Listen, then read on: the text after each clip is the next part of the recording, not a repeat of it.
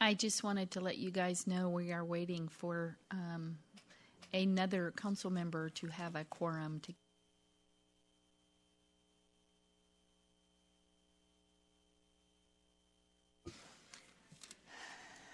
Okay. Today is Tuesday, September 11th, and the time is 5:43. We are here for the regular city council meeting for the city of Coppell. There is a quorum present. They're all back there. There is a quorum present, so I've called the meeting to order, and we're going to move into executive session first. So we will come back after executive session is over.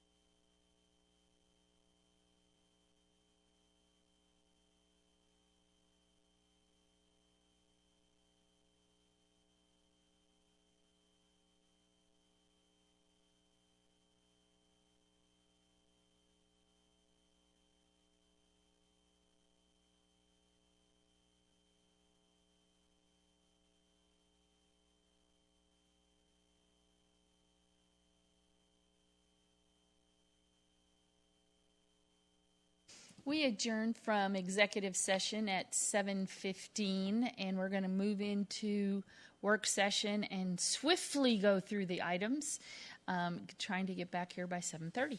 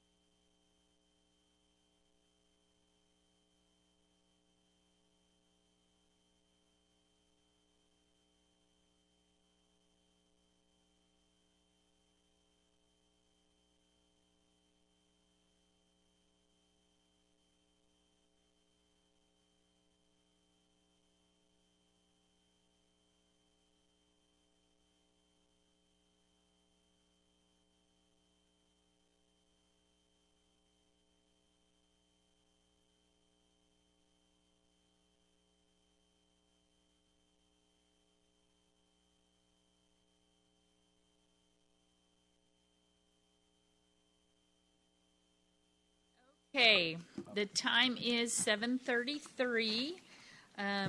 We adjourned from work session at 7:27, and I said, hurry up. So here we are at 7:33, and we have Reverend Dr. Dale Patterson here with Hackberry Creek Church to help us with the invocation, and then please remain standing for the Pledge of Allegiance. Good evening, Madam Mayor, council members, city staff, fellow citizens. Let us pray. Gracious God, hear the prayers of your people. May we seek the kingdom of our God first, and in doing so be granted the wisdom of Solomon for this night's deliberations. We're grateful that the council members serve you and the citizens of this community as part of their duty, not only to you, but to their neighbor. May political or economic expediency be secondary to the common good. We pray that equity and fairness be granted to all who seek this council's attention. And having adjourned, may all be confident that justice, kindness, and grace mark this evening's and this council's endeavor. In your name, O God, we pray. Amen.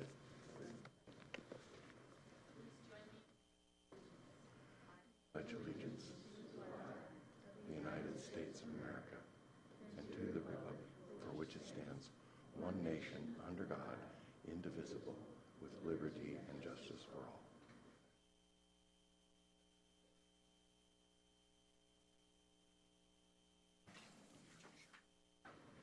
thank you very much. Really appreciate it. The next item on our agenda is citizens' appearance. And it looks like we have a couple of people who have signed up. Those wishing to speak at citizens' appearance must sign in and register. There is a place back there as you come in. An individual speaker whose time shall be limited to 2 minutes. And our first is Aaron Bob Bogdanowicz. Bogdanowicz. Thank you. Please come forward. That's not a public hearing, is it? No. Please state your name and address for the record. Thank you. It's Aaron Bogdanowicz, 113 Newcastle, Coppell, Texas. This mic? All right. So we are here today, all of my neighbors here, regarding the Sandy Lake and Winding Hollow intersection issue. So we were under the impression that Kent Collins had done some kind of traffic study regarding this intersection. I haven't heard the results of that study, so we're unaware of what the status is of that. But we would like to approach the council regarding some solutions. As you may know, we lost our neighbor Gus recently at this intersection. Ever since then, the neighbors have kind of come together to try to approach the council about doing something to make this intersection safe. We have prepared a formal presentation for the council. I did email it to Mr. Land. I assume the council has it. If not, I do have copies for the council if hard copies are preferred. Like for me, I like hard copies. So my husband always tells me that anecdotal evidence doesn't matter because we're both attorneys and we always go by the facts, by the statistics, by the studies. However, you do have Kent Collins. I assume you have his study, and that is going to be based on empirical evidence. However, we do feel that anecdotal evidence is important for the council to consider today. As we've put together this presentation, you'll see there are pictures taken from both sides of the street, pulling out from the north and south side onto Sandy Lake. I have lived in Coppell since I was born. We moved here in 1983. Anybody who's been here that long understands that Sandy Lake was never intended to be the street that it is now. It is a 4-lane road now. The speed limit is 40. And so it was just never that way before. When these residences were built 20 years ago in 1997, these people didn't anticipate it being the way that it is now. So now with this construction, it's problematic. We have elderly folks that are living there. We have children that are learning to drive there. And this intersection has become problematic. So you can see from the presentation, I'm not going to go through all of that because I don't have the time, but you can see that we have proposed solutions to this. There are solutions going from free solutions all the way to ones that will cost the city money. So there are solutions in there that are going to cost us $0 to fix some of this problem. One of those solutions is removing the landscaping that's in the median. You'll see from the pictures, and the issues are also listed in the presentation. It's very difficult when you're pulling out onto Sandy Lake to see the traffic coming. Is everyone okay to extend another 2 minutes? So you get 2 minutes. Thank you, I appreciate that. So the first issue is the visibility. If you're pulling either way on Sandy Lake from either side, the grading and the landscaping on this area has made it very difficult to see cars coming down the hill from either side, and you can see the pictures in the presentation. So we have proposed the first thing is to remove the landscaping. That's easy. That's an easy protection that we can put in place for the citizens. And it ranges from that solution all the way up to a traffic light, to a 4-way stop, to moving the wall that was built when the construction was done. There are multiple solutions that we've come up with, and obviously we aren't experts in this field, so I'm sure there are other solutions that can be put out there. Reducing the speed. That is a free thing for the city to do, is to reduce the speed on that road. And I'll tell you, as far as anecdotal evidence goes, I almost had a collision just coming here to this meeting. When I took the pictures for this presentation, there was a car sitting at the stop sign, and when he went out to pull out onto the street, he almost had a collision. So when we talk about anecdotal evidence, There are multiple instances on every single day that we are put in the position of having to deal with this issue. So on paper, it seems like it's not a big deal for the people who have lived here for 20 years. Even the people like me who have only lived here in this neighborhood for a few years. This is a daily concern. In fact, today I was going to work this morning, and I saw there was kids standing right on that corner waiting for the bus. I'm not an early person, so I had no idea that that's where the bus stop was. That's terrifying for me. Especially I have a 1 and a 4-year-old. A lot of us have little kids. So this is a concern. The speed and the way that people go down this road is a concern for us. There's an excerpt from the police record, the police report in there, and it mentions speed twice in one sentence. The driver who killed Gus had a failure to control his speed. So something needs to be done and put in place to where these drivers going through there on a daily basis know that there's something that's going to affect their speed. Thank you for your time today. Thank you. Can I get a copy of the paper report, even though I have a... Oh, do you mind if I have it? Thank you. I have a paper. And it is part of our agenda this evening to receive the report today. So if you guys want to stay for that report, it will be today. The next person is Ashley Riley. And state your name and address for the record. My name is Ashley Riley. I live at 738 Armstrong in the Springs. I'm coming here today with concerns of, just like Winding Hollow has, we've just got an increased amount of traffic coming through there. 15, 16 years ago when we moved here, Bethel was the only the street to Old Town Coppell, and now it's like the major thoroughway for all the industrial buildings that have been built out there since the 2000s. And now at the corner of Bethel and Denton Tap, we are constantly sitting at long lights. And with, on average, I took a study for over 2 days. On average, there's 12 cars turning in the left-hand turn lane to turn onto Denton Tap to go further into Coppell. A couple of solutions that I've looked at to propose, and I would like to propose this to the City Council, is one, take a look. The lane going from Bethel to Denton Tap is actually a 3-lane road. The turns are a left-hand turn, a right-hand turn only, and a straight forward. The straight lane goes into a private residence called the Creek. That is an underutilized straight lane. So I'm proposing that we try to turn the left-hand turn lane and the straight lane, make it a secondary left-hand turn lane, which would alleviate the amount of cars that are backing up at that light, which right now with 12 to 15 cars, that goes all the way back to Spring. That's the second neighborhood on Bethel going into Old Town. So that is what I'm proposing, and I'm asking you guys to consider that for us. Thank you. Thank you very much. Who do I leave these with? There's If some you want to pictures. give it to Crystal, yes. Thank you.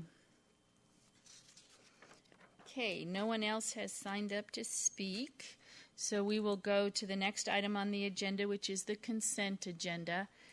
You've been seeing the items A through I, scrolling through on the consent agenda. These are items that are typically routine in nature and would be enacted in one motion. These items have been approved either through previous action or through the budget. Are there any items that council would like to pull and consider separately? Hearing none, Councilmember Roden. Thank you, Mayor. I move to approve item 7, consent agenda items A through I. Second by Councilmember Hinojosa Smith. All in favor? Long, Hinojosa Smith, Mays, Roden, Matthew. None opposed. Motion carries. Item 8 is a public hearing, so I will open the public hearing. Mary Perrone Boswell will be here to help us, and I will ask her to read it into the record. Good evening, Mayor, Council members. This is item 8, a public hearing. It's consider approval of PD 217R3-C, Doggy's Wonderland, a zone change from PD 217R2-C to PD 217R3-C to amend and expand the detailed site plan to allow the construction of an approximate 4,590 square foot building for a new Doggy's Wonderland on Lot 5, convert the existing building into a dog kennel and pet wash on Lot 4R, and to establish a concept plan for future development on Lot 6, for a total of 1.479 acres of land located on the east side of Denton Tap Road between East Bethel School Road and Van Weber Drive, at the request of TKL Real Estate Investment, Inc., being represented by Josh Barton, P.E., of G&A Consultants, LLC.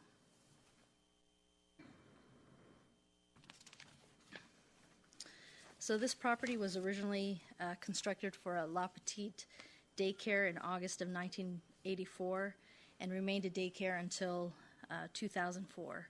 In 2007, a PD was approved to allow for the conversion of a pet daycare, boarding, and spa. The existing conditions, so Lot 4R is the existing Doggy's Wonderland, Lot 5 is vacant, and Lot 6 is an existing car wash. If this whole presentation seems familiar, it's because you've seen it before. Back in February of this year, City Council did approve a PD amendment to allow for a new building that would have been a kennel area for rescue, a pet wash area, and a bakery in a new building to be constructed on Lot 5. This proposal, however, has some changes to that plan. So what we're looking at in this new proposal is that Doggy's Wonderland, which currently is in the red on the screen, would move into the new 4,590 square foot building identified over here. Doggy's Wonderland would continue to provide the dog boarding, daycare, and grooming services. The rescue kennels and pet wash facilities originally planned for this building would now be relocated to the current Doggy Wonderland facility. So they're doing a flip-flop. The other main difference with this proposal is the bakery component of it has been totally eliminated. So the hours of operation for the rescue kennel would still match those of Doggy's Wonderland, which is basically Monday to Friday, 7 to 7, and Saturday, Sunday, 9 to 5. Currently, there is one platted lot. There's 2 tracks, so this would be replatted into 3 lots. There would be a shared, so the rest of this is pretty much the same as what you've already approved. A shared parking agreement for lots 4R and 5. Overall, the landscaping for the site exceeds what's required, so they have about 40 to 50% landscaping overall. They're replacing a portion of an existing brick wall with a new brick wall. Existing variances to remain for lot 4R, which basically deal with the currently developed site. And there's addition and replacement of trees throughout the site. So the darker trees are what are existing, and the lighter trees are what are proposed throughout the site. In terms of the elevation, the similar materials as what was provided for before. I have a sample color board if you'd like to take a look. So primarily brick and stone with cement plaster accents. The roof will be constructed with a standing seam metal roof. Brick is the main component of this facade, closely followed by stacked limestone. Variety of architectural elements that balance the use of brick and stone, including the banding, the use of awnings, and articulation. We did send out notices, 16 within 200 feet, 125 between 201 and 800 feet, and we received no responses. Staff is recommending approval of this PD 217R3-C Doggy's Wonderland, subject to the following conditions. That the hours of operation for the pet wash not exceed those for Doggy Wonderland. That a shared parking agreement be in place for lots 4R and 5. A shared dumpster agreement in place for lot 4R, 5, and 6. And a detailed site plan be required at the time of redevelopment of Lot 6, where the current car wash exists. Do you have any questions? This is a public hearing. There has been no one that has signed up to speak, so I will turn it over to the council. Any questions? Councilmember Roden. Thank you, Mayor. Comment, a question.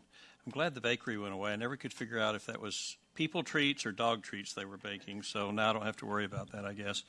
Can you bring the site plan back up?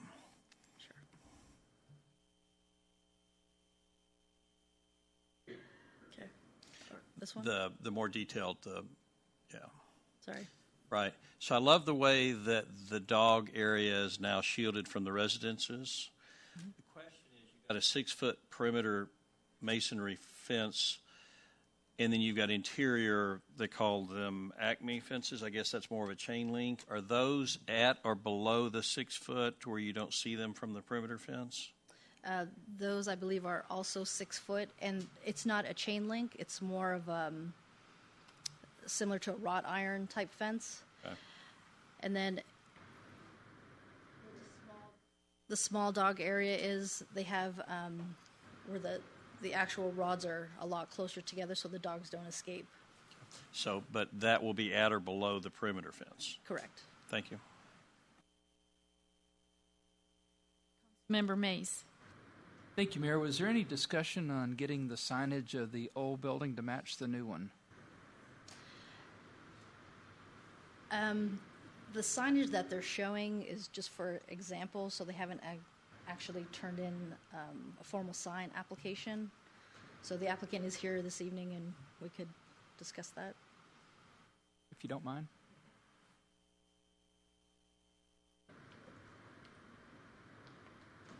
Thank you for coming up. Please state your name and address for the record.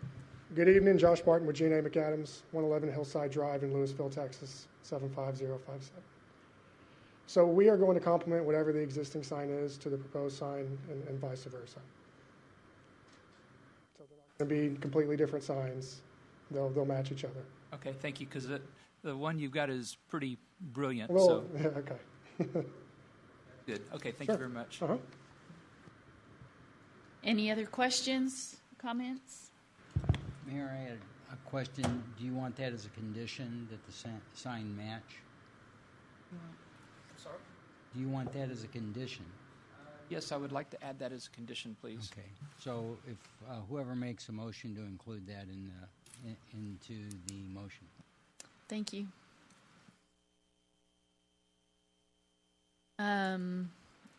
Is there a motion? Councilmember Mays. Thank you, Mayor. I'd like to move to close the public hearing and approve item number 8 with conditions 1 through 4 plus number 5 to the signage on the two buildings be designed to complement and match each other.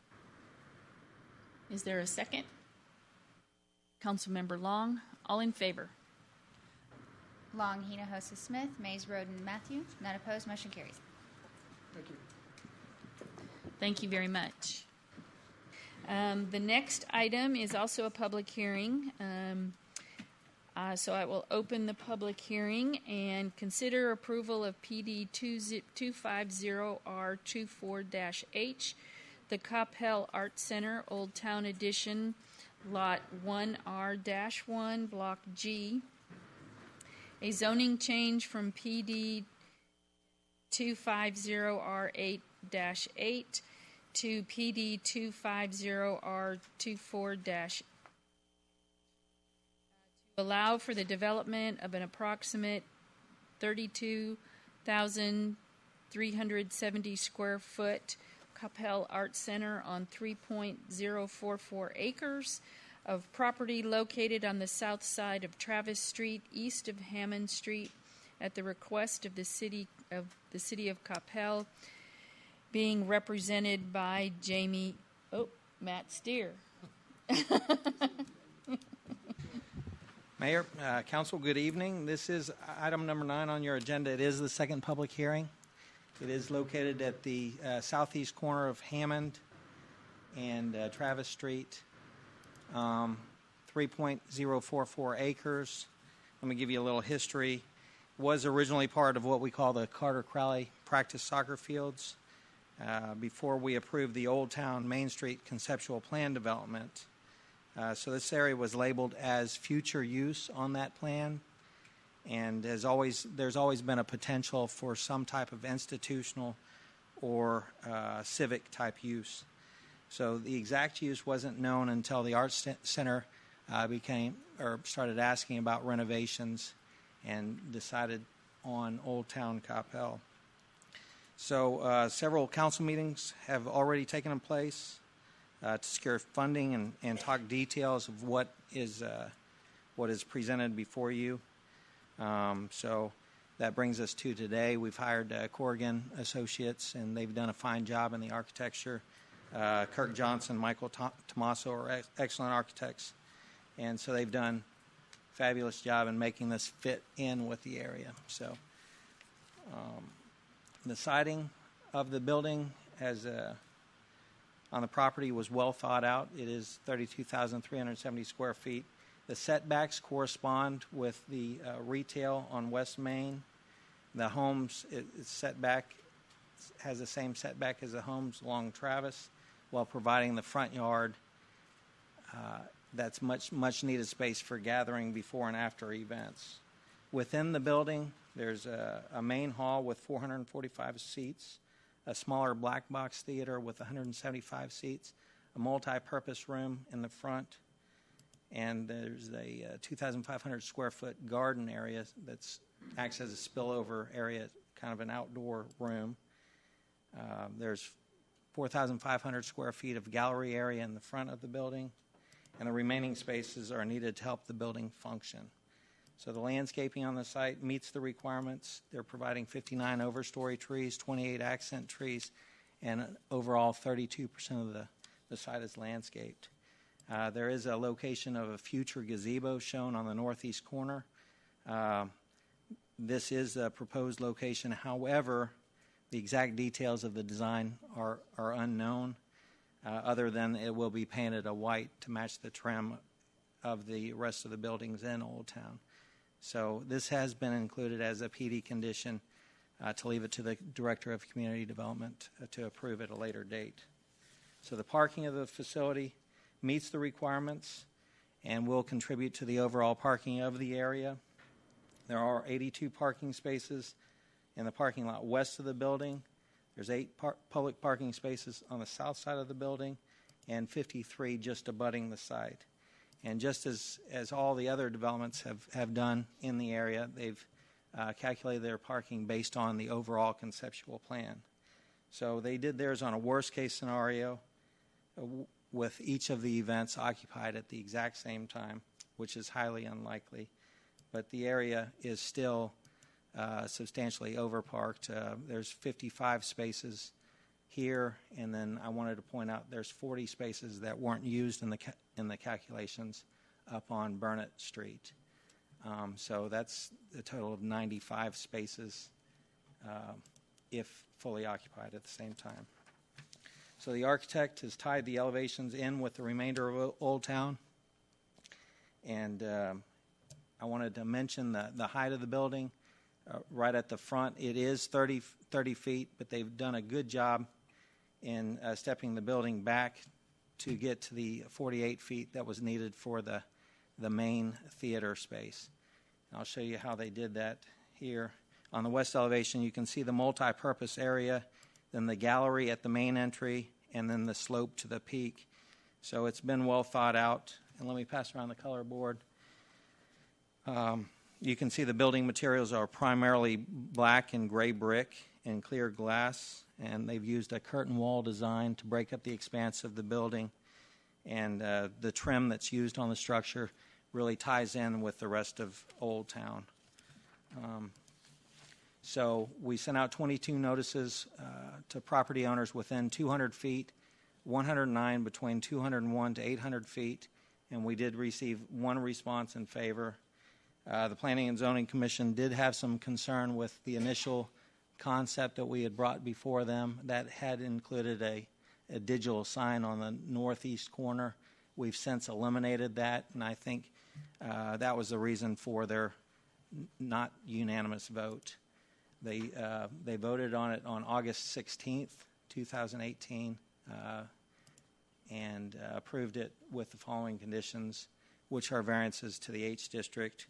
The height of the building is 48 feet 3 inches to the peak, and that exceeds the 35-foot maximum allowed by the H district. The area of the building, B here, the area of the building is 32,370 square feet. That exceeds the 5,000 square foot threshold that would typically require a special use permit.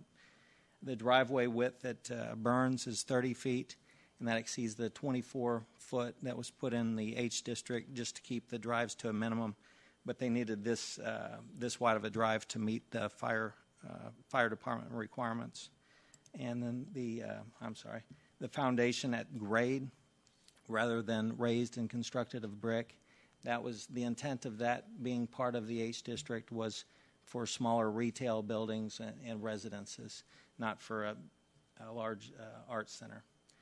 And then there's a brick wall in the front yard, and that's for the outdoor room that they had put together, and it's technically not really in the front yard, but it's on the Hammond Street side front yard, so we put it in there as a PD condition just to cover our bases. And then the letter F is the administrative approval of the authority, or the administrative approval authority for the gazebo design. We're asking that the community development director be allowed to sign off on that. And then our standard boilerplate comment, additional comments may be generated upon detailed engineering review. I've got Kirk Johnson's in the audience with Corrigan, and I'll be happy to answer any questions as well. Thank you very much. This is a public hearing, and no one has signed up to speak, so I'll turn it over to council. I know we have heard this many, many times, and it's kind of weird to see it at this stage here with council, but are there any questions? Councilmember Roden. Thank you, Mayor. Mr. Stair, I'm just for clarity, we've been told many times we've got more than ample parking. You reiterated that tonight, but when watching the P&Z meeting, there was a lot of consternation over not having enough parking. In fact, I think that's why we had a couple of commissioners vote against it. Can you help me understand what that confusion was? I think the initial confusion was the fact that we had included the overall parking for the area, and we typically, in other areas of town, we don't include a master plan development. We don't have one of those, and so that could have been some of their concern. Another was the fact that we had included the residential parking as a component of this parking requirement. So we excluded that, or we broke that out, and we were still 52 spaces over parked. So I think that alleviated their concerns. We sent that out to them after the meeting. Thank you. Any other questions, comments? Councilmember Mays. So the one comment that came in favor, was there anything to the comment just in favor? A check in the box. Okay. Well, from a personal standpoint, we, like the mayor said, we've been hearing about the project for a while.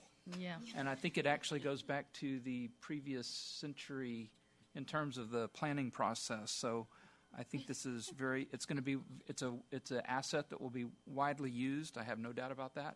And I'm very pleased to see it come before us tonight. Okay. Is there a motion? Councilmember Mays. Thank you, Mayor. I move to close the public hearing and approve item number 9 with conditions. Is there a second? Councilmember Long. All in favor? Long, Hinojosa, Smith, Mays, Roden, Matthew. None opposed. Motion carried. Thank you very much. And Mr. Steer will also help us with item 10, which this is a continued public hearing, so I will open the public hearing. Consider approval of PD 259R-SF 7 and 9, Blackberry Farms being the zoning change from request from PD 259 SF 7 and 9 to PD, the same numbers, to revise the detailed plan, site plan and conditions to permit the development of 74 single-family lots and 9 common areas lots on 54.8 acres of land located on the north side of Sandy Lake Road, approximately 750 feet northeast of Starleaf Road, at the request of Denton Creek Land Company Ltd. And Blackberry Farms Ltd., represented by Lynn Kadlick and Associates. Mr. Steer. All right. So per the applicant's request, they're working through drainage issues and trying to secure a conservation easement. So per their request, we're recommending that PD 259R SF9-7 Blackberry Farm be tabled until October 9th with the public hearing left open. Thank you very much. There is no one that has signed up to speak on this item. So, Council, are we okay with I will accept a motion to continue the public hearing until October 9th. Councilmember Long. Mayor, I move that we continue this to October 9th. Being item 10. Item 10. Second by Councilmember Roden. All in favor? Long, Hinojosa, Smith, Mays, Roden, Matthew. None opposed. Motion carries. Thank you. Okay, now we are at item 11. I want to apologize for earlier when we had our citizens' appearance. We were a little distracted up here. We are a number that we're right at a quorum, so one of our members left, and everybody was like, wait, we can't continue because we don't have a quorum, but he came right back in. So I want to apologize for our confusion and a little bit of disruption. I don't want it. We were not interested in what was being said. We were just kind of taken back a little bit. So, again, I apologize. So, item 11, report on the traffic study results regarding the intersection at Sandy Lake and Winding Hollow. And Mr. Collins is here. Thank you, Mayor and Council. As you mentioned, this is an item. Is it intended to update the council and the community on the status or the results of the traffic study that was performed at the intersection of Winding Hollow and Sandy Lake? And the study was initiated to really look at whether a traffic signal was warranted at that location. And as one of the residents mentioned already, it was initiated after the fatality crash that occurred in July. So a little bit of history on the location. So Sandy Lake Road was widened, as it was described, kind of between 2013 and 2015, from a 2-lane rural asphalt road to a 4-lane divided arterial concrete. The goals of that project, and that project dates back decades. I think we were working on it when I worked here back in the late 90s. We're starting design. So it was always intended to be a significant arterial in Coppell. And the goals of the project were to improve safety and mobility, to improve sight distance. And so an all-way stop that was installed during construction was removed from the intersection in June of 2015. After that removal, a study was completed to determine if an all-way stop or a signal was justified at that time, and sight distance was also checked. And those all were, the results of that study were that a signal was not warranted and an all-way stop was not warranted and would not be appropriate.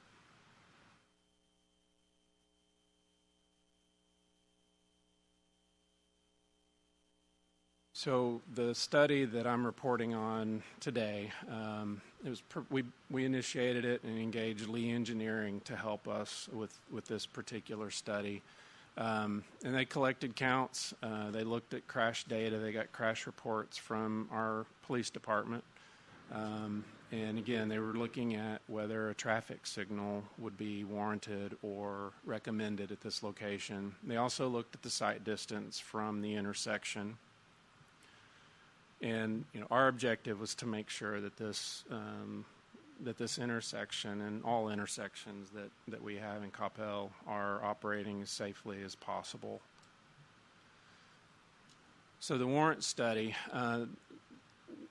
the study looks at the Texas Manual on Uniform Traffic Control Devices, which contains the warrants for traffic signals, for all-way stops, and gives us design guides and placement criteria for all traffic control devices. And the national manual is prescribed by federal code that all roads open to public use will follow the guidance in the manual, the national manual.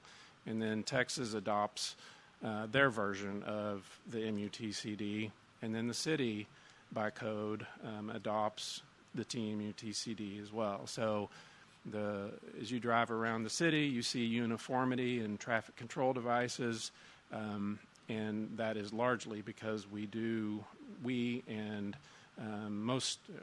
all cities, all states across the nation will follow those same basic criteria. So this study looked at all 9 of the traffic signal warrants.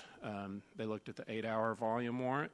And there's actually 2 different, there's an A and a B warrant, neither were met. They looked at a 4-hour volume warrant, not met. The peak hour volume is not applicable. That warrant is really designed for schools, heavy traffic generators that generate a lot of traffic in a very short period of time. It's not applicable to a residential intersection. Minimum pedestrian volume, they collected pedestrian volumes. That warrant was not met.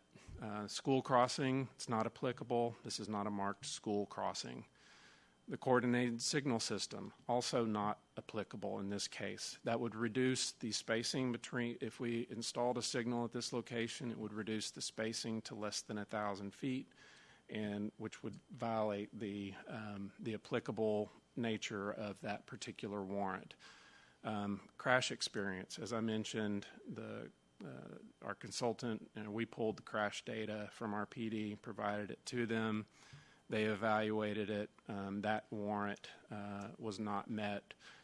So the standard for a crash warrant is that you would have 5 crashes in a single year that would potentially be correctable by the installation of a traffic signal.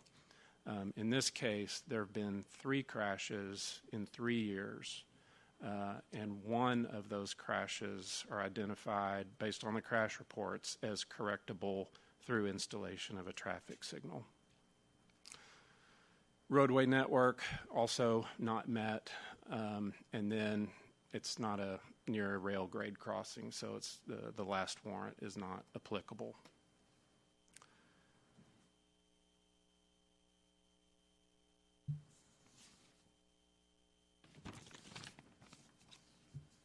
And I guess before I talk about this, I just want to mention that traffic signals are installed to help with the movement of traffic through an intersection. They can improve safety of certain or reduce crashes of a certain type, but they have also proven to increase crashes of other types, particularly rear end collisions. So I just want to note that they are not, while they have certainly their place in our traffic system, their traffic signals are not a panacea to solve all traffic issues. With that, again, the volume warrants were not met for any hours of the day. So not only was the 8-hour warrant or the 4-hour warrant not met, but it wasn't met for any of the hours. There's plenty of traffic on Sandy Lake. So if you just looked at the major street approaches, those thresholds are met, it's the side street that doesn't meet the standard. And then also, and I'll mention now, staff conducted a speed study on Sandy Lake. The 85th percentile speed in each direction is 44 miles per hour. So our recommendation is that 40 is the appropriate speed limit given the context of this intersection, it being in a residential area. So the warrants were also checked for a higher speed and also did not meet.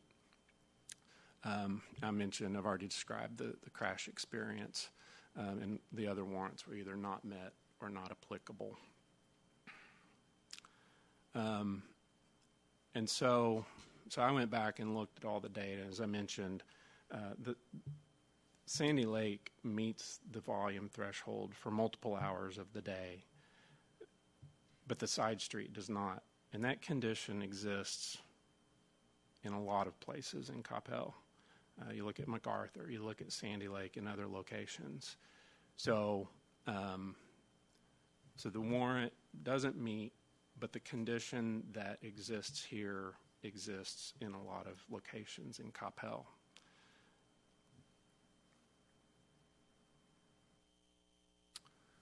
Stopping sight distance.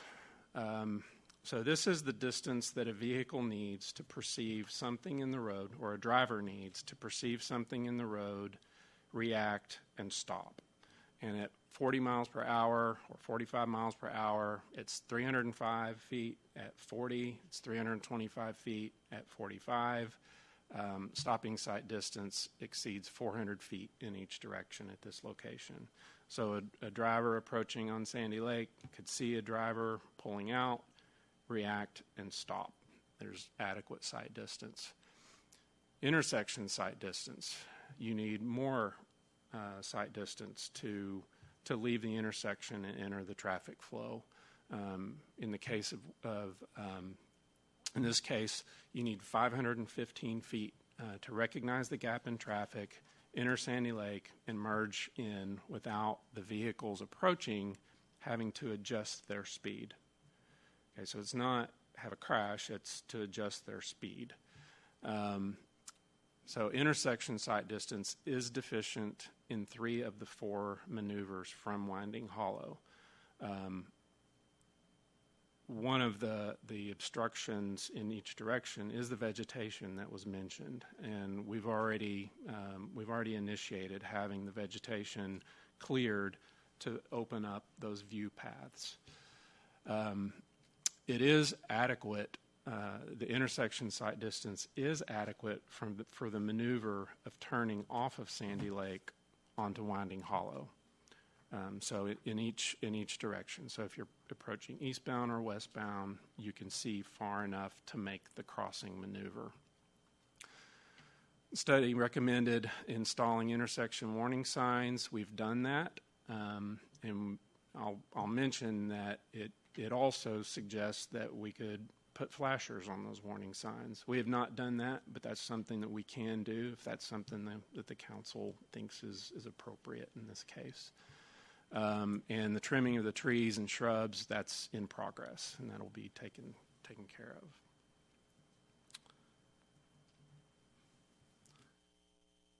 So the study that Lee did not include an always stop warrant. We typically don't install always stops on a major arterial like this, but I guess, just to be thorough, I went back and I conducted that warrant analysis. For an always stop warrant to be warranted, you would need 210 vehicles per hour for 8 hours of the day on Sandy Lake, and 140 vehicles per hour approaching on the minor street. And that, again, is not met for any hour of the day. There's just not enough side street traffic at this location to meet these warrants. As I mentioned, the 85th percentile speed is 44, and 40 miles per hour is the appropriate speed limit considering the context of the intersection. And with that, I would mention that, all intersections are a big deal to us as staff. We want them to operate safely, and we want them to operate efficiently. And with that, I would open it up to any questions you might have. Be happy to answer any. Councilmember Roden. Thank you, Kent. A lot of good information. Obviously, I think this intersection it has some concerns. You mentioned it's the same as other intersections. I mean, you can look up and down Denton Tap and see other arterial streets. I think the difference here, and even though the sight lines by design may work, just the perception with the elevation there makes it a difficult intersection. I know that legally we can do whatever we need to without warrants, but I also understand that creates issues. So I think we need to avoid that, but I do think there's some things we can do. As opposed to just cutting back that vegetation, I would suggest we take any vertical vegetation out of the esplanade and just put ground cover then. That way we don't ever have to worry about it growing back or maintaining it. It's just gone. And then I love the concept of putting some yellow flashing lights. That's very low expense, and it says, hey, there's something different here that folks need to pay attention and slow down. The reality is putting a traffic light, if we get complaints about anything in town, it's that traffic lights aren't sequenced. And so what our traffic engineers do a great job of is making sure that they're sequenced. So what would end up happening is all three of those lights would be green at the same time. So I don't know that that's a good answer, but I do think flashing yellow lights would at least help. So that's my input. Councilmember Mays. Thank you, Mayor. Kent, in the consultant's report, they were talking about the brick wall that was installed, also cutting down on some of the sight distance. Was there any thought about modifying or changing that in any way? The concrete wall that's it's a retaining wall there. I think it was installed to create, there's a big grade differential there. I think trying to save trees on the back side. We can look at that. I'm sure it was examined at the time of design. As council knows, I wasn't here at that point, but I'm sure it was, well thought out and examined, but that's something we could look at. I'm not sure how much we gain, but that would be an analysis that we can do for sure with all of our aerial photography and things. We can look at doing that. Yeah. Well, I appreciate it. It was in the report, and it did seem to be relevant. So that would, to me, be a good idea to investigate as well. Okay. Thank you. Member Hinojosa Smith. Thank you, Mayor. I agree. I appreciate all the information and the traffic study that was done.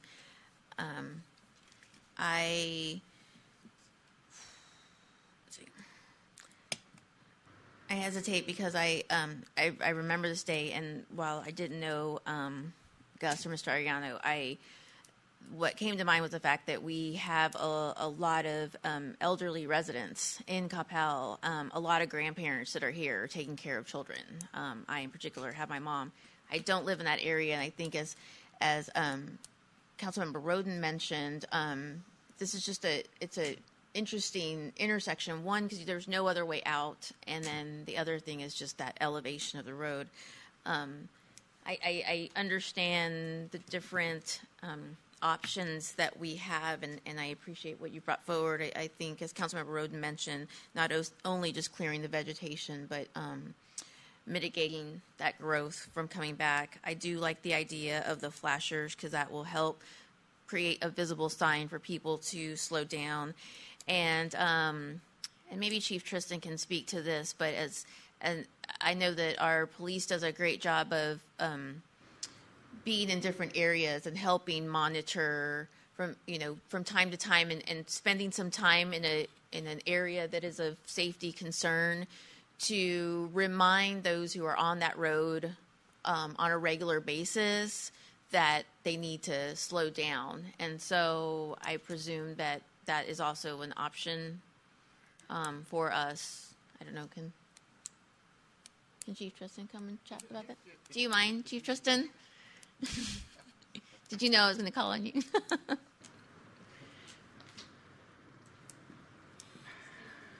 Do not mind at all. State your name and address for the group. 130 Town Center Boulevard. We work traffic complaints all over town. we get residents that always or not always, but frequently complain about speeders and traffic throughout our city. As we get those complaints, there's a lot of ways to do it. We'll put speed trailers up.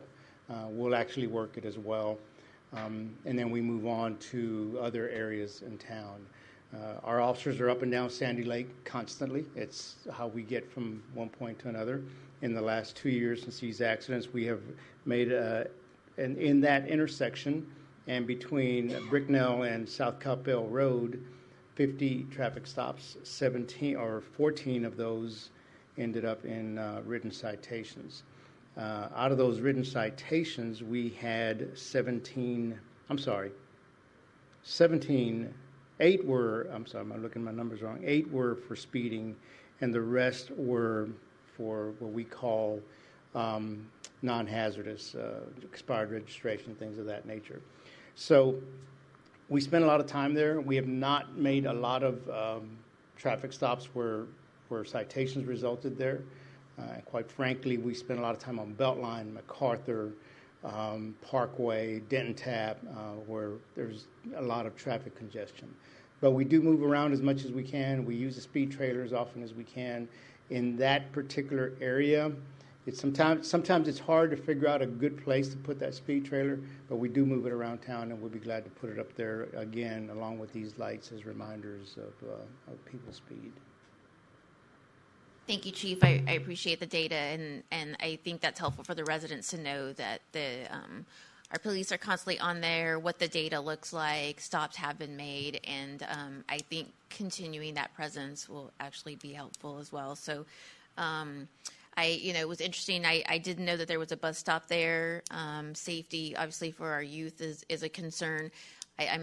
I think flashers, again, to help with a visible sign for people to slow down on that road. So, and just, excuse me, yes, sir. Council Member, but just to remind our residents, we do publish our stats on our website every quarter, including the top 3 crash locations in our city.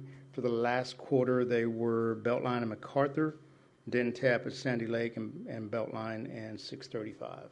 Beltline and 635, the Wrangler area, all of that always leads our city. But we do publish the top locations in our town where the most accidents occur every quarter, and they're on our website. Perfect. Thank you so much. And I'll just end with saying thank you all for coming, and my condolences to Mr. Arellano's family and to each one of you for your loss. Councilmember Long. Thank you, Mayor. Can we physically reduce the speed limit between Coppell Road and Coppell Road, the 2 signal lights, to 35? And what are the consequences of that? So we set speed limits based on the prima facie speed limit, which is the reasonable and prudent speed. We look at 2 measures to determine the appropriate speed limit. One's the 85th percentile speed. The other is the upper limit of the 10-mile-per-hour pace. So you look at all the speeds that you collect, and then you look at 10-mile ranges, and you find out which range has the most data points, and the top end of that is the upper limit of the 10-mile-per-hour pace. In this case, the 85th percentile speed was 44. The upper limit of the 10-mile-per-hour pace was 44 in one direction and 45 in the other. There is some discretion to adjust that speed based on context. In a residential area like this, I would recommend adjusting it down to 40. I think that adjusting it to 35 could create some disparity between what is a reasonable and safe speed and what we have signed from an enforcement standpoint. And I don't want to speak for the chief or the police department, but that is one of the considerations in setting speed limits. But we can do it, correct? I mean, we could change it to 35. There's nothing that would preclude us from doing that. Well, I've heard some discussions. particularly with the report and some of the things that you've said, that we don't have that much. We don't have enough traffic to justify these other things. If we don't have enough traffic for that, it would seem to me that reducing it to 35 may not be an issue, may not cause the issue that you think it might cause. And I don't know, obviously, it would be a fact, but I think it at least needs to be considered as it relates to the speed. I'll move on to something else now. The lights, if we put lights there, I would suggest that they be more robust than the school lights, which is just a single blinking light. I would suggest at least 2 lights, maybe above and below, which alternate in flashing to really get someone's attention. But I still think, since I've been out there a couple of times and sort of watched it, because of the landscape, the way the thing goes up the hill all the way from Coppell Road to Coppell Road, and coming the other direction, going east, they get a nice ramp there that they can, really gear up and head down that hill, going to this intersection. I think, I would think that slowing them down a bit would at least help, because I think the principal problem there, based on my observations anyway, are the speed. I mean, I think that's what created the fatal accident, and it's an issue. It's an issue. Being one of those old people that they were talking about, we don't see as well as we get older, and I noticed that the particularly the ones at the hill were well down the hill before they were really visible, clearly visible to me anyway. And the same thing is true going up the hill on the other side, on the north side, and that you have that wall there, and it's difficult to know just how fast those cars are going. And when they're going at the 45 or whatever it is that they're typically going, they get on you in a hurry. So something to consider.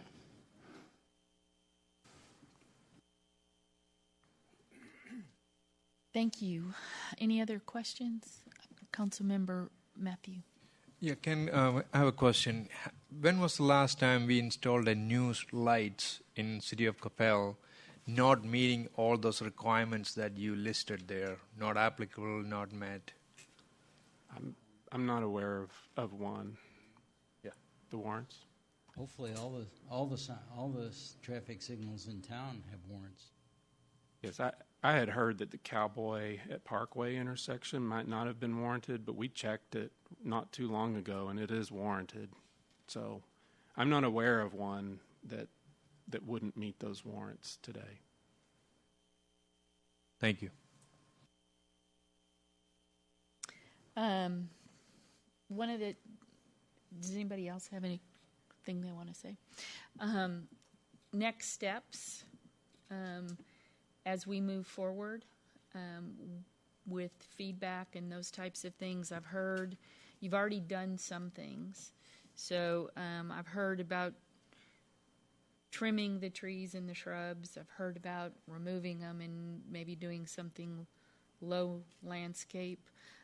We've heard about potentially lowering the speed limit to 35. Next steps, could you bring this back to us maybe and talk to us about changing it to 35? What does that mean for that road and the people that use that road? Because you would think that if you're going to do that, you would do 35 the whole length of Sandy Lake, not just one section. I'm just asking the question. So we typically will find a good demarc. It doesn't necessarily have to be the entire length, but we will find a section, or would find a section that would seem to be a reasonable beginning and end point. So it may be the length from Royal to Denton Tap, or it might be a shorter length. I don't know without looking at it, but it doesn't necessarily have to be the entire length. But and again, I'm talking about, okay, it's residential on both sides of Sandy Lake, really all the way through to, well, I mean, if you look on the east side, it's MacArthur. Right. If you look on the west side, it's to Coppell Road, North Coppell Road. North Coppell. I guess what I'm asking for is, I know there are probably pros and cons to that, and there may be some police interjection in that as well. I know that I've been in other communities where you think you're on a 3-lane divided road and it's 30 miles an hour. Going, really? This is 30 miles an hour? But you go 30 miles an hour. So I want us to look at all of the options and not just, this is an emotional thing, and I appreciate the emotion, but at the same time, I think we need to be strategic about it and talk about all of the ramifications of it and make sure that if it's important here, why isn't it important on another stretch where there is a residential side road that doesn't have enough traffic to warrant somebody to slow down. If this really has some unique qualities that the other ones don't, then maybe it is just this section, or maybe it's doing everything else and seeing if that slows everything down and then looking at this at a later time. I'm trying to figure out what our next steps are. Yes. And maybe this, Mayor, is what you're suggesting, but I would say let's proceed with what we can agree on, going to ground cover, ordering or engineering the yellow flashing lights, trimming everything, doing all of those things while we figure out the speed limit, as opposed to waiting to get that done. That sounds reasonable. Does that sound reasonable to the rest of the council? And that's what you're already working on. Yes, ma'am.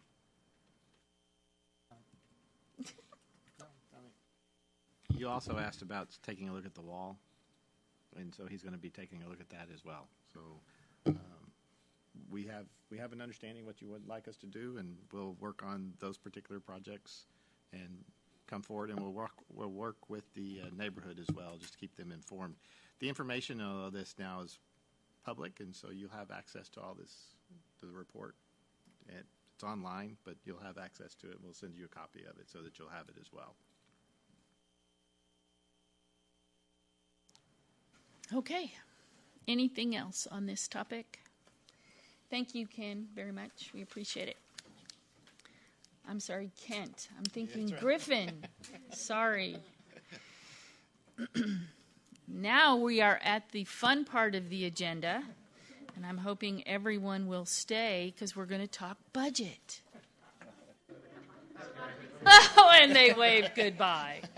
Come on, people. Well, Jennifer Miller has joined us, and she's going to help us with items 12 through 15. And what I would like to do, unless council has an objection, is I'd like to read, let's see, wait, which ones do I want to read? Three. These three, but not this one. Correct. Yeah.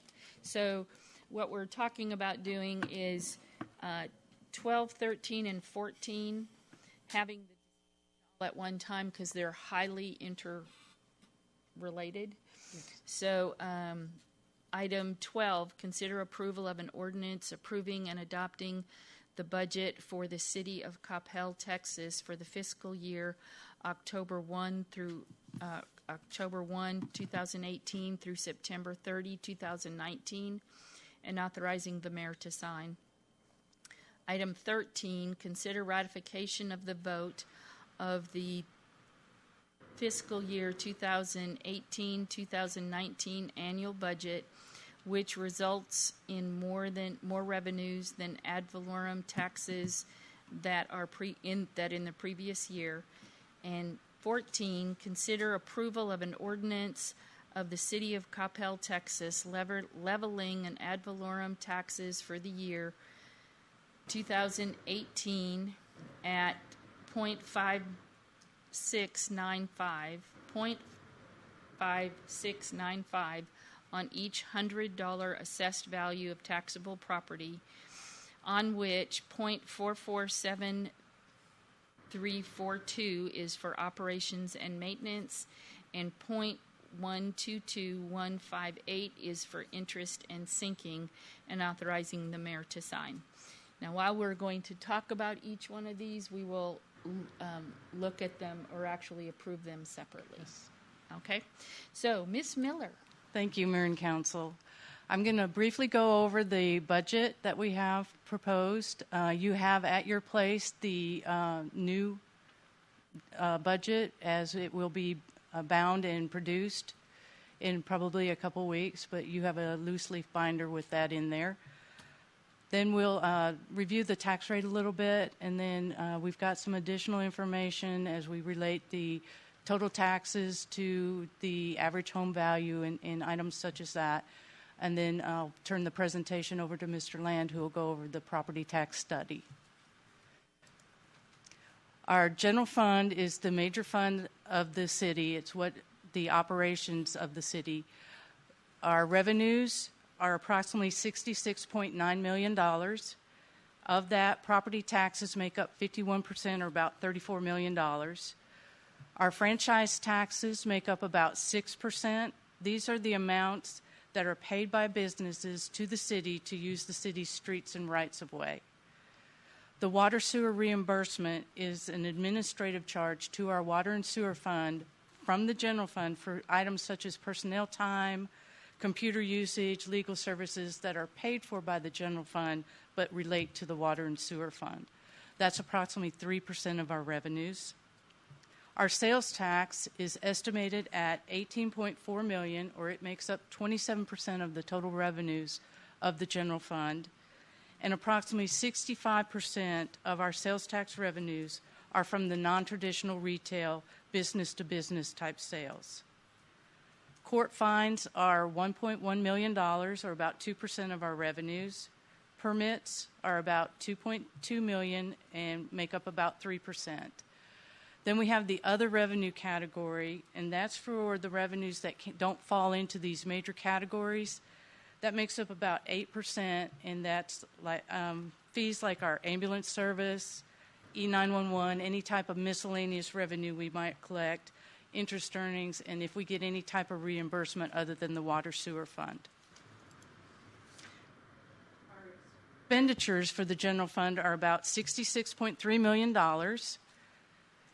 And included in that is a transfer to our infrastructure maintenance fund of $3,575,000. Public safety makes up the largest division, and it's $26 million, or about 39% of the total expenditures of the general fund. Our general government, which is the administrative departments of the city, is $14.7 million, or about 22% of the total expenditures. Culture and recreation is our parks and our library. That makes up about 20% of the total expenditures, or about $13.4 million. And then public works, that's our engineering, our facilities, our streets, our fleet, traffic control. That category makes up $12.1 million, or 19% of the budget. Included in this public works category is the transfer of the $3,575,000 to our infrastructure maintenance. We have another way of looking at our expenditures, and that's by classification. Our salary and benefits make up 62% of the total budget, about $41.4 million. We are a service-type organization, so our largest expenditure will be in the personnel. 9 full-time equivalents are being added to this budget. Of that, there are 8 firefighters. This is the first 8 of the 16 that are going to be needed to open fire station number 4. We're increasing a part-time position to a full-time position in the finance department, and we're increasing the number of customer service hours at the Biodiversity Center. Fortunately, we've had a very good year on our insurance, so this budget does not have an increase in it associated with health insurance. The next category or classification is supplies. That's about $2.5 million, or about 4% of our total budget. Maintenance type expenditures account for 5%, or $3.2 million. The services category is 19% of the budget, or $12.8, and this includes our professional services contracts, telephone, electricity, other utilities, audit fees, printing, legal, all fall within the services category. Our capital is budgeted at $2 million, or 3%. Major purchases in the capital area are, we're having a spider lift for our facilities department, replacing the HVAC system at Fire Station number 2, expanding the fiber network on Bethel from Royal to Freeport. We're doing some remodels to Fire Stations number 2 and 3, adding 2 early warning sirens, and replacing the AV equipment at the fire training room. We're also replacing some fitness equipment at the core and at the community center, and then we have replacement vehicles for the various departments. The transfer category is $4.4 million, or 7% of the budget, and this includes that IMF transfer as well as our transfer to the capital replacement fund for the vehicles purchased by the general fund.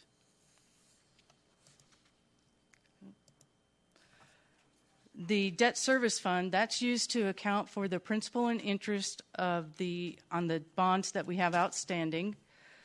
The fund gets its revenues primarily from property taxes, and we get a little bit of interest earnings. The expenditures associated with servicing the debt, we have interest on the debt of $2.6 million. We have agency fees of about $10,000, and we have bond principal of almost $7 million for the next fiscal year. We still have a fairly rapid debt repayment schedule at 71.2% being paid off in 10 years and 89.6% in 15. Now, these percentages have decreased from the prior year because we just had a bond issue in July of this year. The property tax rate is divided into 2 parts. The maintenance and operations portion, which is used to fund the general fund, which is the operating fund of the city, and then the interest and sinking portion that's associated with the debt service. Our proposed rate is 0.56950, with about 78% of our tax rate being used to fund the operations and 21.45% for debt service. This is a 1-cent reduction from the prior fiscal year, and since fiscal years 11-12, for the last 7 years, we have reduced the tax rate 12.096 cents. This 0.5695 is the lowest tax rate since 1990, when the tax rate was 0.56. The average home value for a house in Coppell is $384,159. Currently, our taxable value is at $7.59 billion, and it's up 8.44% from the prior year. And of that, 58.6% is residential and 41.4% is the business commercial. And in the mid-90s, about 1995, it was an 80-20 split on the property distribution. Now, here's some new graphs that we added for this presentation. This one will show the 10-year history of the average taxable home value and the tax rate.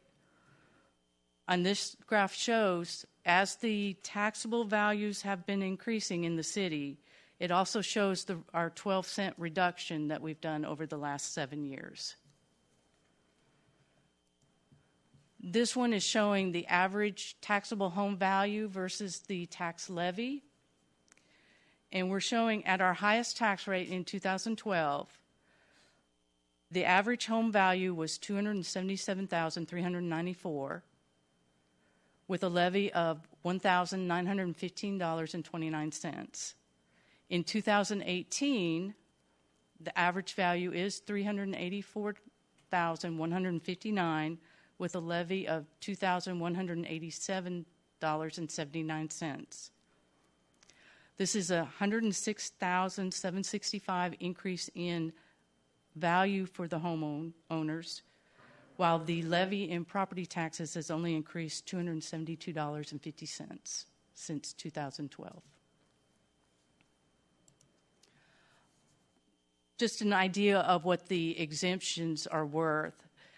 Assuming the average home value prior to applying any exemptions is the tax levy is the $2,187.79.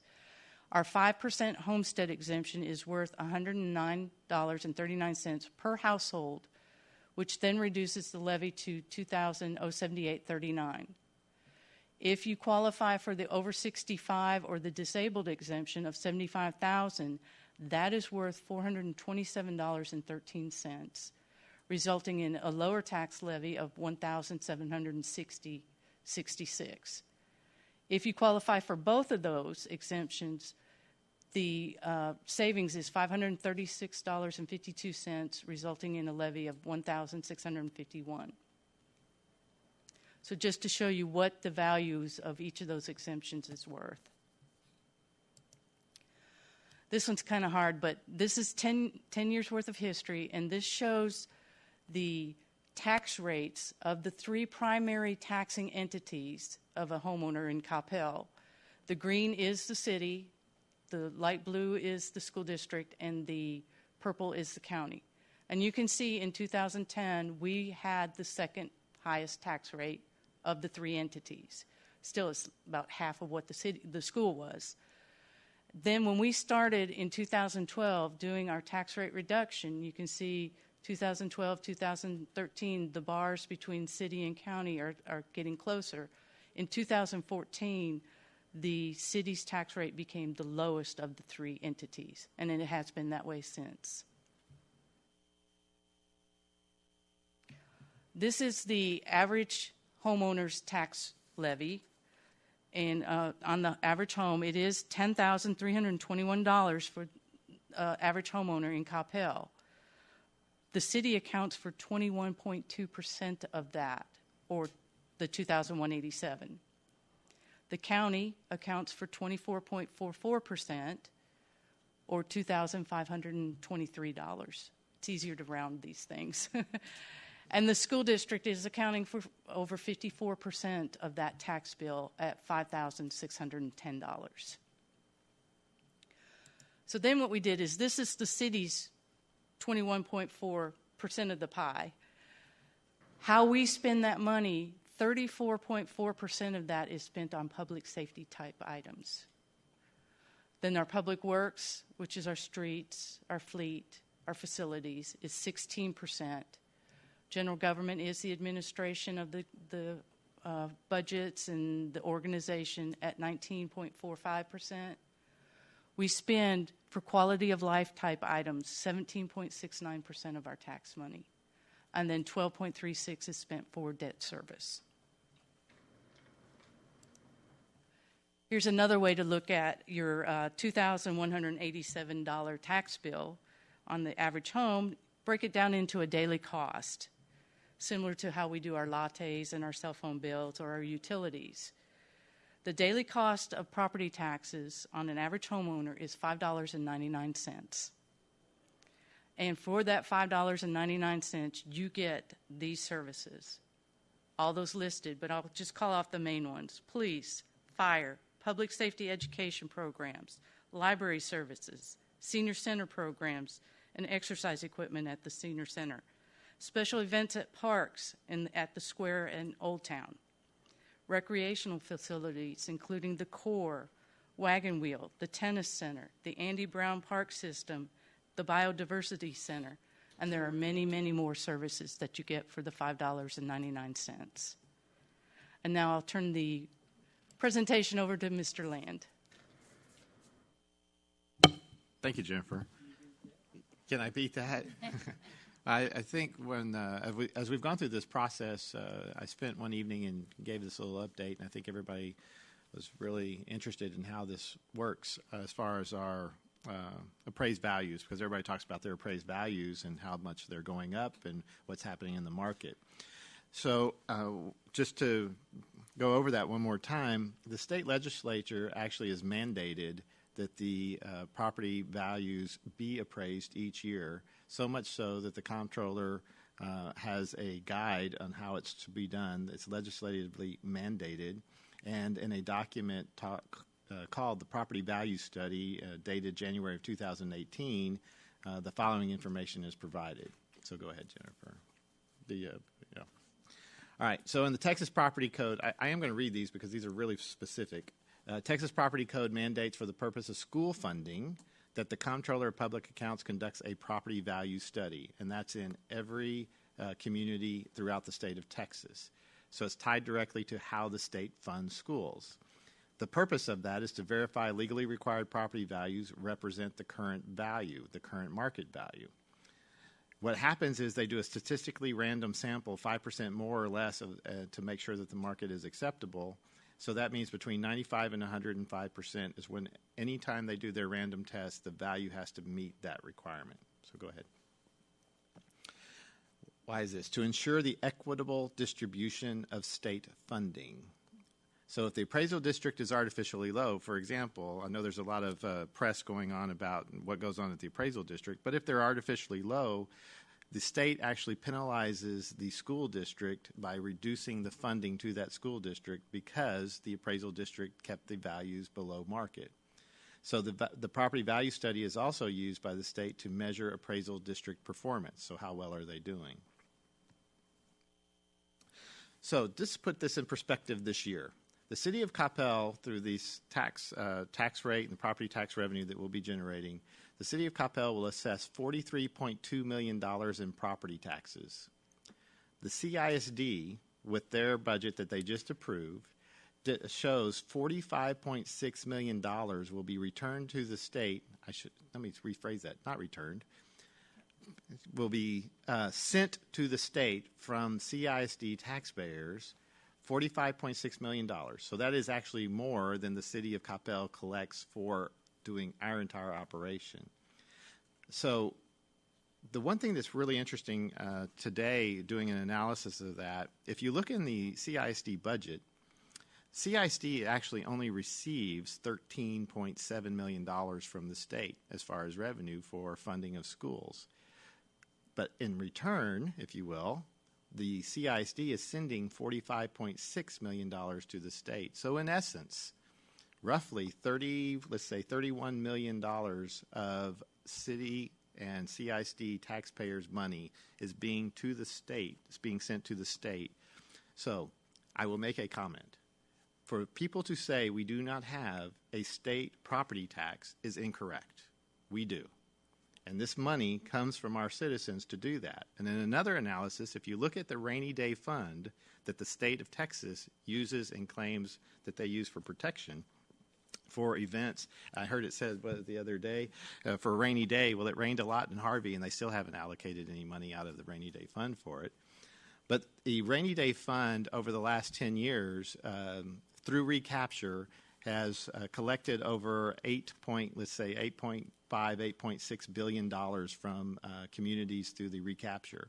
The appropriations during that same time were only $4.3 million, somewhere in that neighborhood. So the state rainy day fund has grown on the backs of recapture. It's grown a little over $3.3 billion because it has not doled out any money for the purposes that it was supposed to be spent on. So how does all that relate to us? Well, the state, again, collects money from the citizens of Coppell. In administrative fees this past year, we pay for the collection of sales tax $823,000. Court fees, and people talk about the fact that they think that municipal court is a revenue generator for us. Actually, no, it's a revenue generator for the state. And our court fees, we paid $526,000. And as far as the red light districts are concerned, red light districts, I said it. I know, I was not going to do that. As far as the red lights signals or the Safe Light program, I know I did this before and I did it again.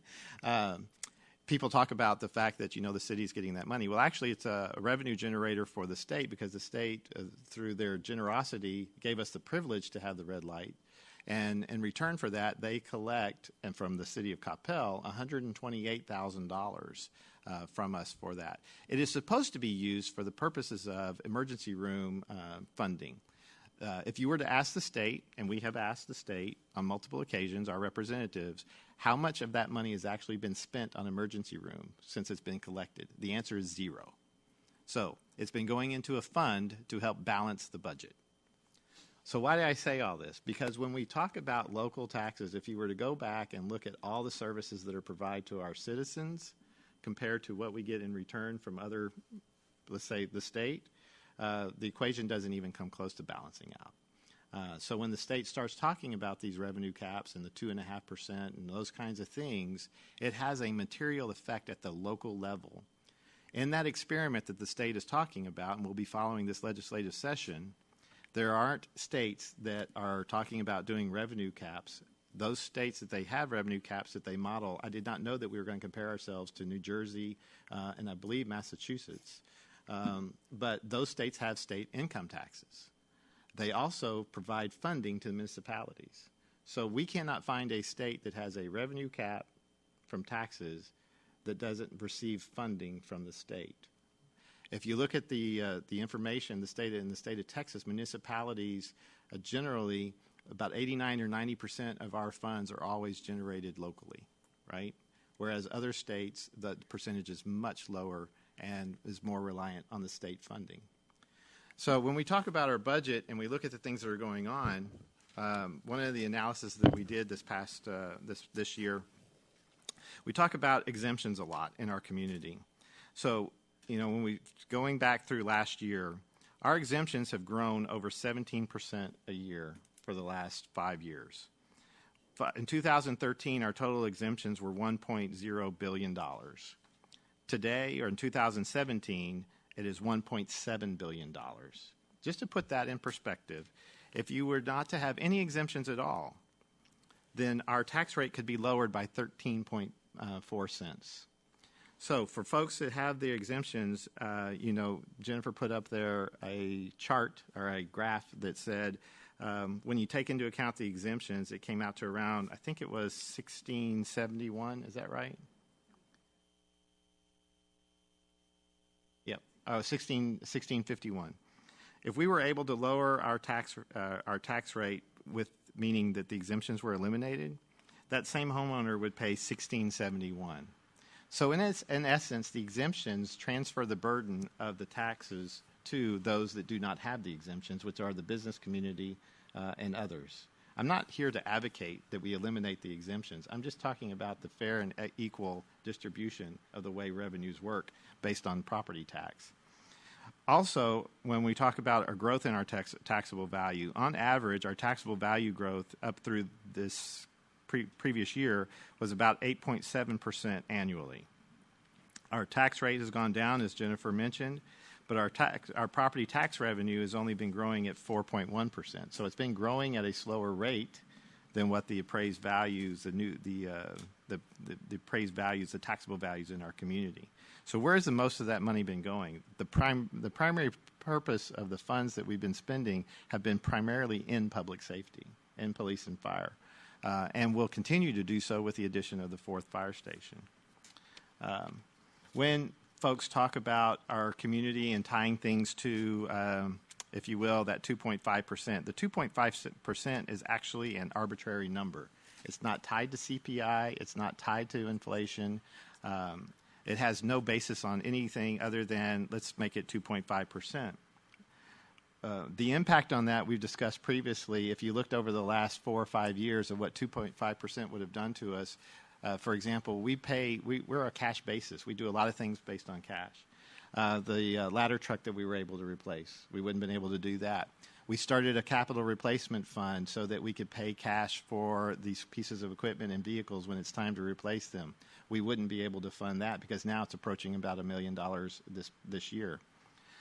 So it has a material effect on how we manage and how we lead in this particular community and the services that we provide. And the last piece that I would add is that from a standpoint of when people talk about inflation, and we all get impacted by inflation and everything along those lines, we've experienced this last year something that's called the Municipal Cost Index.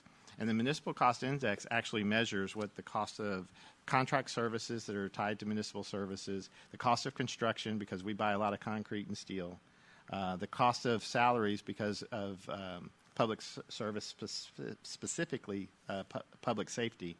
So those are all drivers in the equation that come up to this tax rate and the budget that we propose for you. As you know, we do a 5-year budgeting as far as our planning is concerned. So we're able to really look out forward for the needs of this community based on the 2030 plan, based on the feedback that we received from the citizens. As you know, as we went through this process, and then when I talked to my peers, we talk about the public hearing processes. We had, I believe, at most, we had 6 people show up in our public hearing. In other communities around us, they had many times less than that showing up to the public hearings as far as it's concerned. So while we take very seriously the comments that the citizens make and we take into account what's going on, this council has been extremely conservative in their approach and been very prudent in their financial responsibility and their fiduciary responsibility. And I believe the budget that's been presented to you continues that tradition in the city of Coppell. So with that, Jennifer, we're done? Okay. So thank you for allowing me to go through some of that information. Some of the additions that Jennifer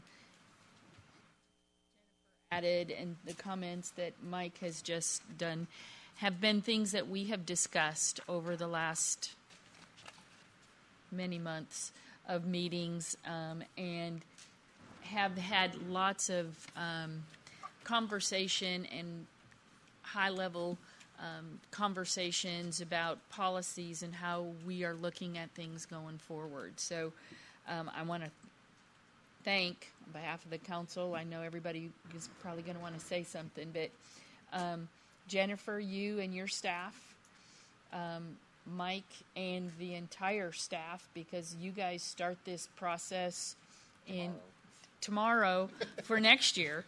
But we appreciate it because I know you go down to the nth cent when you're doing the whole process, and it feels like we're more than the top half, but I'm sure we don't get the top half. We might get the top quarter when it actually comes down to it. But thank you. And you have been a wealth of information as we are making our plans to go and talk to legislators in preparation for the session. You guys have the information. You give us graphics. You allow us to be able to tell the story, and we appreciate it very, very much. So, council, thoughts? Mayor Pro Tem Long. I've missed that until this moment. Yes, you have, but I wasn't going to say anything.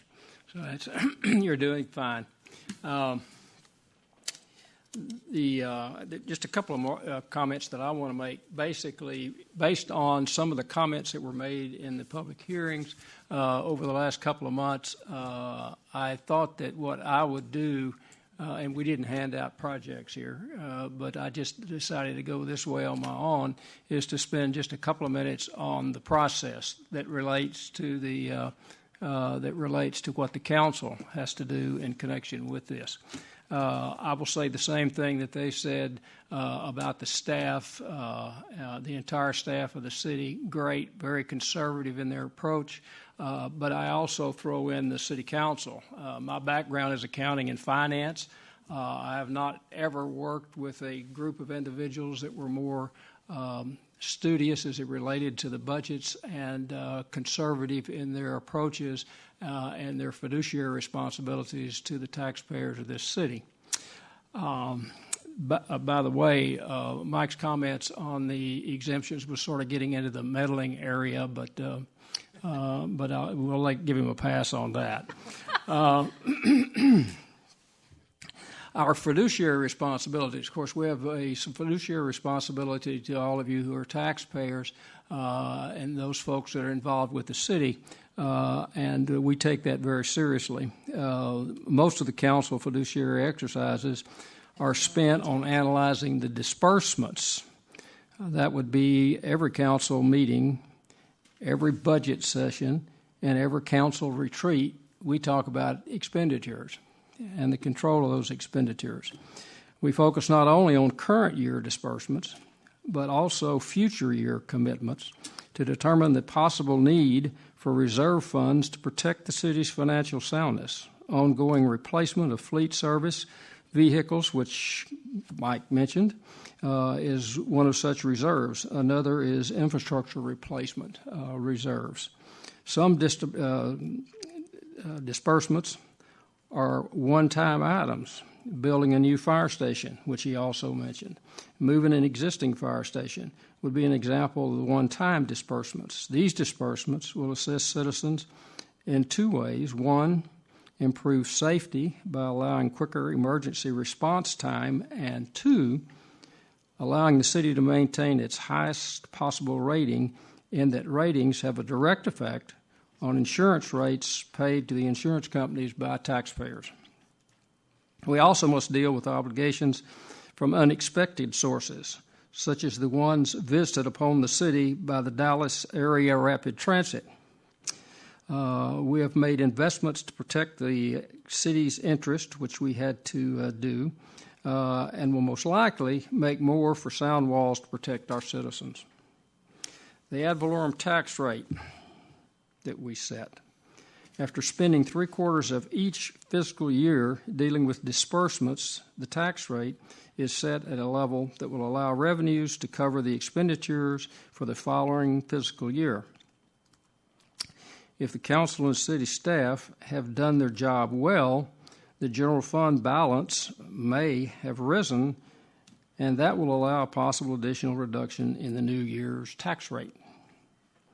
Considering the 2018-19 rate, the city has decreased tax rates by, and Jennifer talked about the dollar amount, by 17.52% since 2011-2012.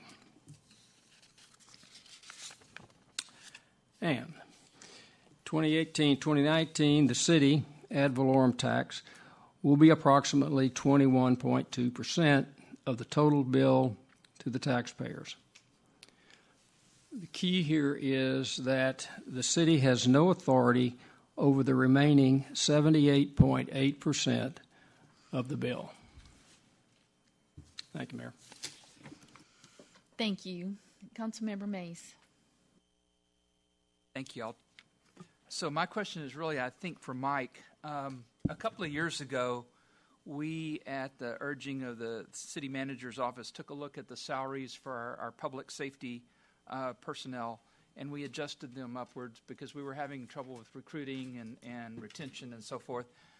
Recently, the Dallas City Council authorized an increase in the base rate of the entry-level officer for Dallas, and I just wanted to make sure that since that happened after we went through the entire budget process, that there won't be any negative ramifications for us as we go forward into 2019. Yes, sir. As far as the adjustments, they were made in 2016-17, and that was a pretty substantial increase, about 7% at the time for public safety.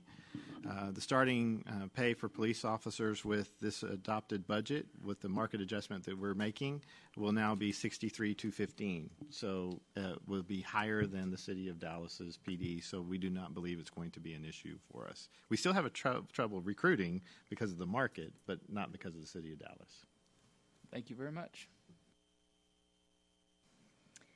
Any other questions or comments?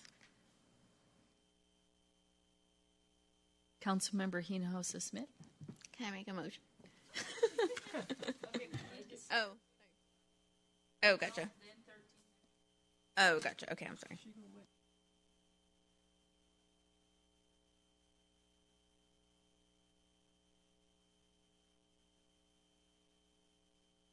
Mayor Pro Tem, would you like to make a motion for number 12? Mayor, I move to approve item 12. Second by Councilmember Mays. All in favor? Long, Hinojosa, Smith, Mays, Roden, Matthew. None opposed. Motion carries. Councilmember Hinojosa Smith. Thank you. For item 13, I move that the property tax rate be increased by the adoption of a tax rate of 0.569500, which is effectively a 4.44% increase in the tax rate, and authorize the mayor to sign. Second by Mayor Pro Tem Long. All in favor? Long, Hinojosa, Smith, Mays, Roden, Matthew. None opposed. Motion carried. Then item 13. 14, Councilmember Mays. Move to approve item number 14. Second by Councilmember Roden. All in favor? Long, Hinojosa, Smith, Mays, Roden, Matthew. None opposed. Motion carried. Thank you. Thank you very much. Do we need to take a short break? We are going to take a 5-minute break. So we're going to recess, and the time is 6:19, and we will be back. Not. What did I say? 6:19. Oh, how about 9:16?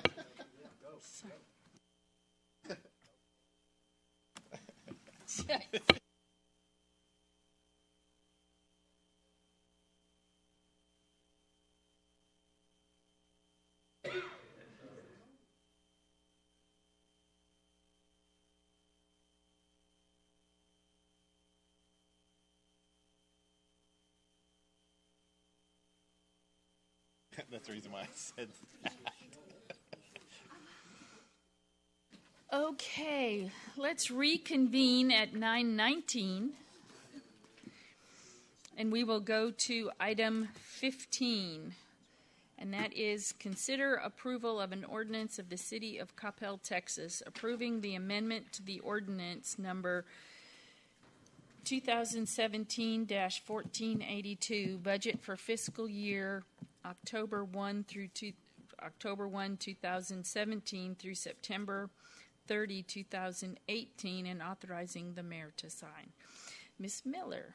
Thank you, Mayor and Council. Now that we've taken care of next year, we've got some final work to take care of the current fiscal year, and that's this budget amendment. I've gone through and I've reviewed the general fund, and we are increasing the revenues a little over $2 million. Of that $2 million, recreational fees account for $175,000. Our sales tax revenue is coming in a bit higher than we anticipated, and that's $934,000. Our interest earnings are way above what we anticipated, and that's $650,000. And then the transfer in from the CRDC is up about $171,000. If you recall, that's 35% of the revenues collected by the CRDC that we use for maintenance of the facilities that were constructed under the original sales tax election. Our general fund expenditures are only being increased $224,000. Of that, about $50,000 has been identified in the designated fund balance. Combined services, we're increasing about $35,000, and that's associated with the cleanup of a property that we purchased during the fiscal year. The city administration is being increased $83,000, and that's for the Allies and Community program that we are going forward with. The increase in engineering is associated with the Grapevine Springs erosion project, and that is part of the designated fund balance. Police department is being increased for a vehicle that was totaled, but which we did receive some insurance reimbursement on. And then environmental health is being associated with the public education fees that we've experienced on doing some public education about solid waste. Water and sewer fund, the revenues are being increased for the settle-up that we received from TRA for fiscal year 16-17. And then the expenses are also being increased to reflect an increase in the debt service that we have with TRA. the various special revenue funds, which are, they receive their revenue from a specific source and they can only be spent for a specific purpose. Those are being amended to reflect some revenues actually received versus the expenditures that we are actually incurring associated with those limitations. The crime control district is being amended for the increase in sales tax collections and the interest earnings. And then the expenditures are associated with the south parking lot construction project. We're doing some fencing and then we're doing some electric charge stations there. And then our CRDC, they're also being increased for the sales tax collections and interest earnings. And then the expenditures are associated with the architectural and engineering services associated with the Arts Center, the community center parking lot, pavement markings, and then the transfer to the general fund. That's a brief overview of the budget amendment, and I'll be happy to answer any questions you may have. Thank you for the brief overview. Thank you. I know everybody's had a chance to look at the full detail. Are there any questions or comments? Hearing none. Councilmember Matthew. Thank you, Mayor. I move to approve agenda item 15. Second by Councilmember Roden. All in favor? Long, Hinojosa, Smith, Mays, Roden, Matthew. None opposed. Motion carried. Thank you. Okay, item 16 is consider appointments to the Texas Municipal League Intergovernmental Risk Pool Board of Trustees and authorizing the mayor to sign. We had a conversation about this earlier, and I look for a motion. Councilmember Roden. Thank you, Mayor. With some trepidation, I move to approve item 16. Well, okay, so is there a second? You don't really want to second that, do you? Sorry.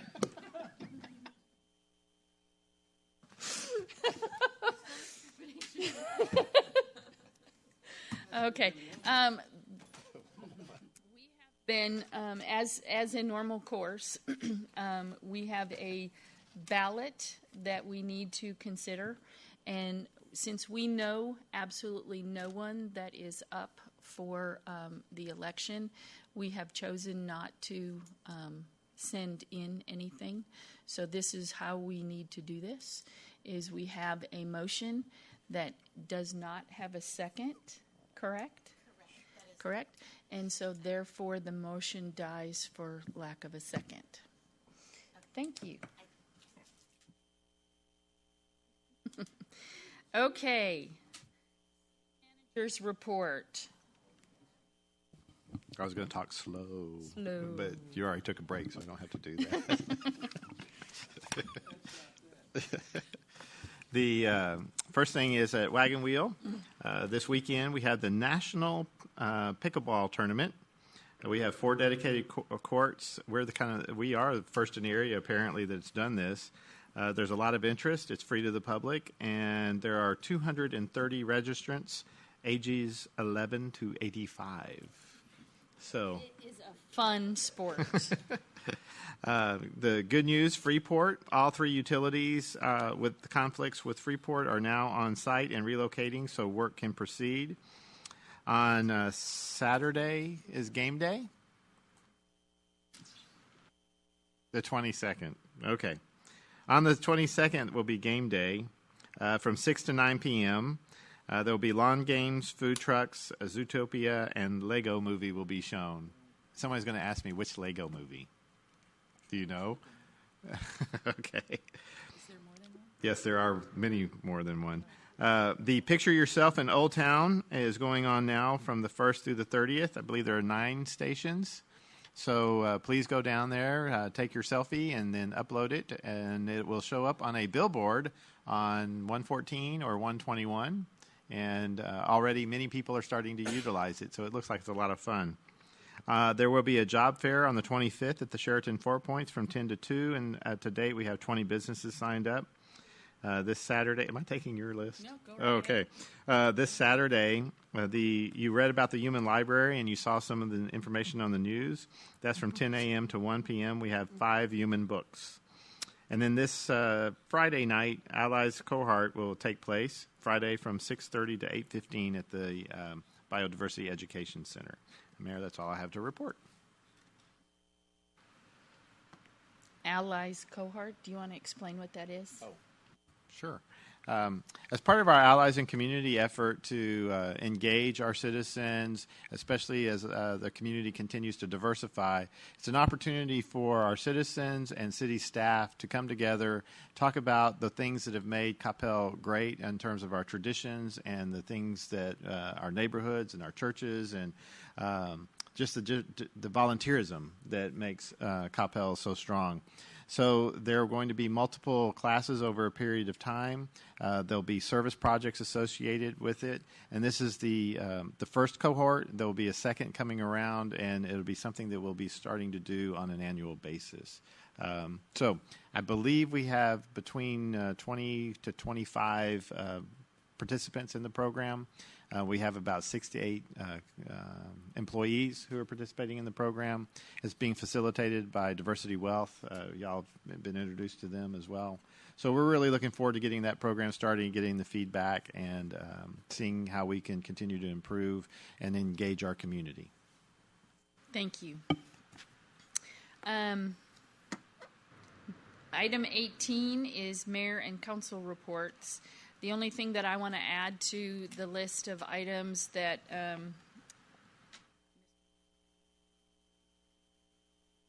the Vision 2040, it is imperative that we get your input, and we really would appreciate all the contributions that you individually can make to this. We have already had a large number of people participate, but each individual who participates adds value to the program, and we would appreciate it. We're going to be talking about your perspective on key trends in the shaping of the future of the city of Coppell. So there are surveys out there that you can take, and then there are a couple more individual sessions, engagement sessions, the remaining dates in September, and then there are a couple in October as well. We have one tomorrow night at the Senior Center, tomorrow morning at the Senior Center from 10 to 11:30, and then Saturday the 15th at the Life Safety Park there is two, one from 10 to 11:30 and one from noon to 1:30. Everyone is welcome, and we hope that you will consider giving us a little bit of your time for that. There are more that will be held at the beginning of October, and on the website there's a Vision 2040. Go there and you will find the additional information. 1, 2, 3, 4, you said all of those. So item 19. Oh, I'm sorry.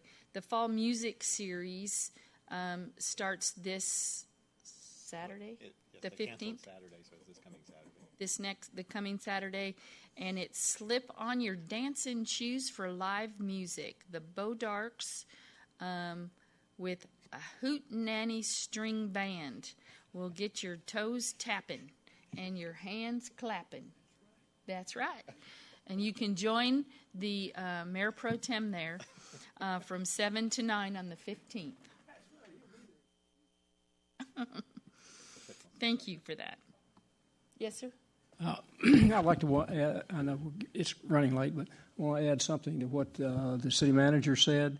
Mindy Hurley told me that if you don't put the hashtag on the end of that when you send that picture, it ain't going anywhere. It's not going to be on the billboard, so don't forget your hashtag.